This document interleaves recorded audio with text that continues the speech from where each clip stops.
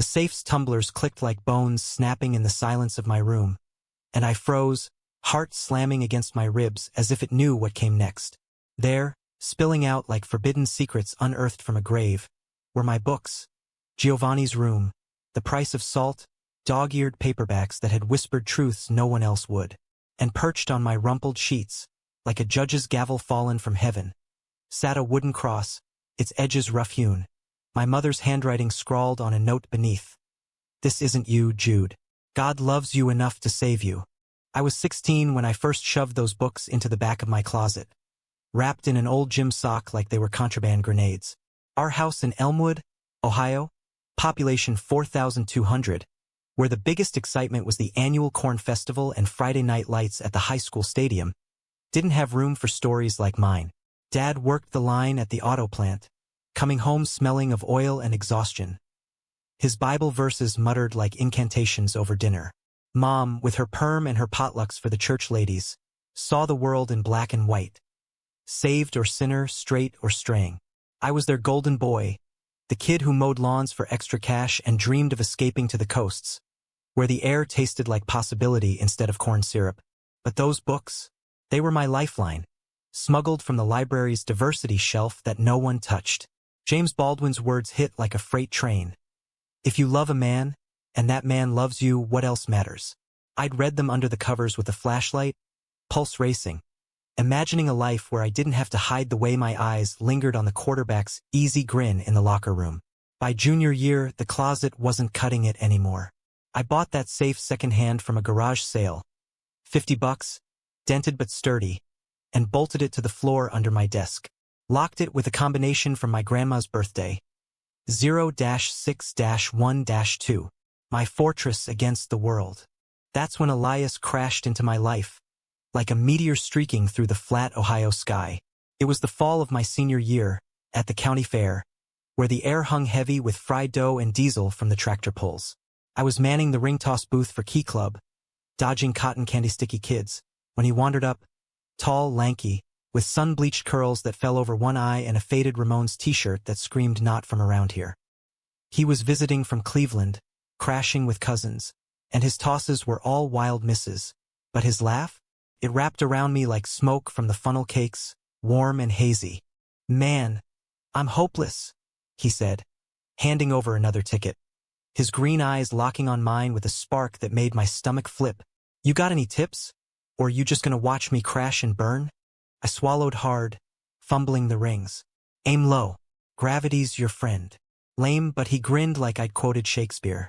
By the end of the night, we were sharing a bench by the Ferris wheel, legs brushing accidentally on purpose, talking about everything and nothing. He was out, proudly, defiantly, with a rainbow pin on his backpack and stories of protests in the city.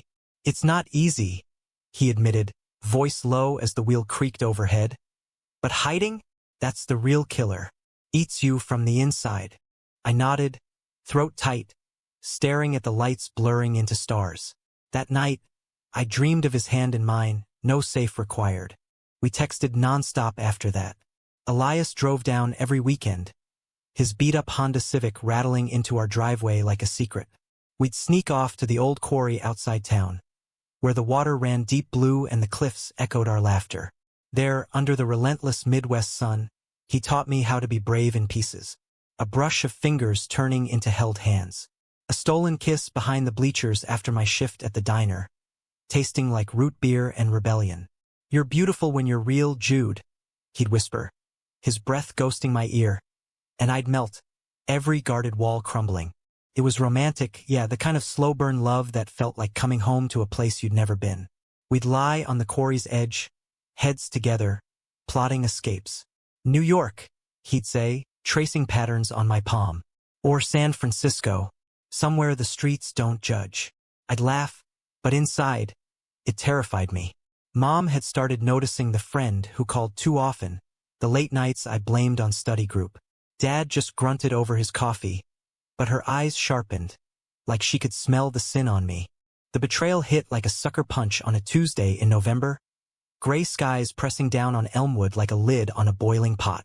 I'd come home from school early. Elias was picking me up for a drive to the lake, and the house was too quiet. Mom's car in the drive, but no hymnals blaring from the kitchen radio. I climbed the stairs, backpack heavy, humming one of Elias's playlists in my head. The door to my room was ajar. That's when I heard it. The faint scrape of metal, then a thud. My safe. Heart in my throat, I pushed in. She was on her knees by my desk, the safe gaping open like a wound. Books lay scattered. Maurice face down, spine cracked. Red, white, and royal blue splayed open to a dog-eared page.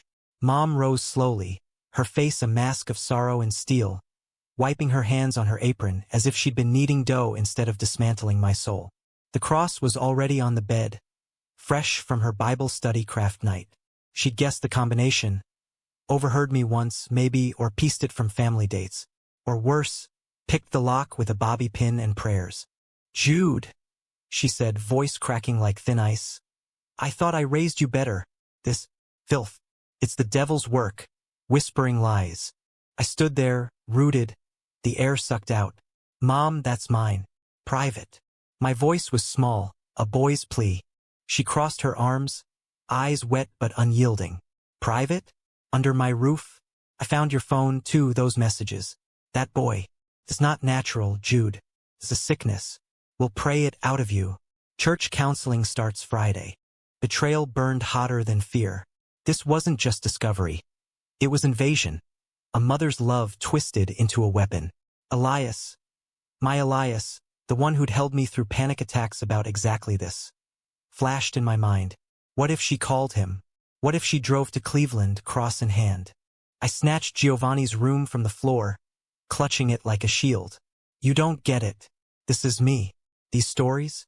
They're the only thing that made sense when you and Dad preached fire and brimstone." Her face crumpled, then hardened. "Then you're choosing them over us. Over God." She turned, leaving the door open like an accusation, her footsteps echoing down the hall.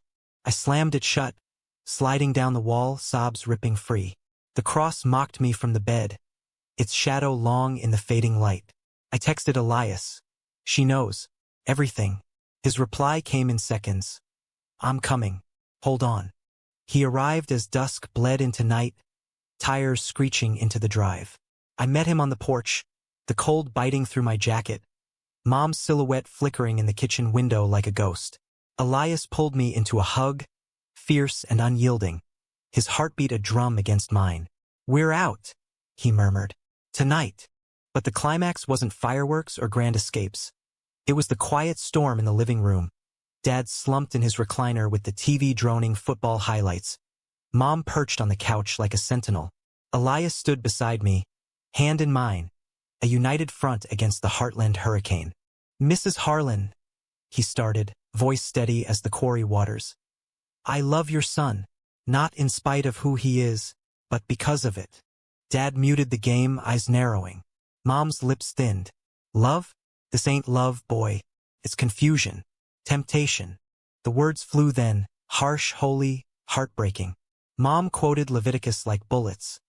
Dad shifted uncomfortably, muttering about family first.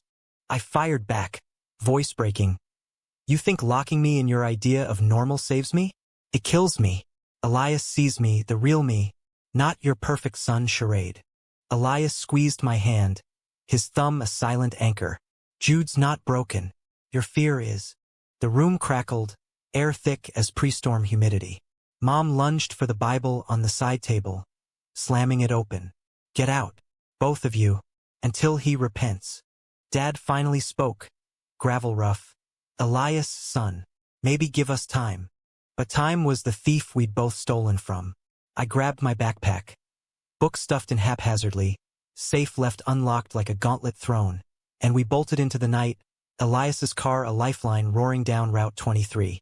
Rain lashed the windshield, wipers slashing like accusations, but his hand on my knee was steady.